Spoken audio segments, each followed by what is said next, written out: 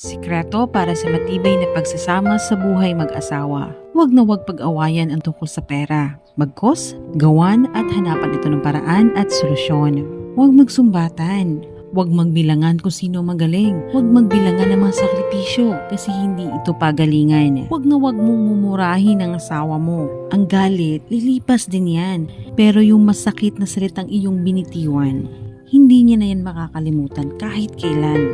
Huwag makipag-chat secretly sa mga ibang babae or sa ibang lalaki. In short, don't cheat. Respeto. Irespeto ang partner mo. Tsak kapag di nawala yan yung pagre-respeto, magtatagal kayo hanggang dulo. And of course, last, put God in the center of your relationship. Dahil mas magiging matibay kayo, mas magiging mapagmahal kayo sa isa't isa. Lalong mag-grow po ang respeto at ang pagmamahalin nyo sa isa't isa pag merong Panginoon sa gitna na inyong pagsasama. Kung nakarelate ka sa usaping ito, comment down below. God bless you and follow for more.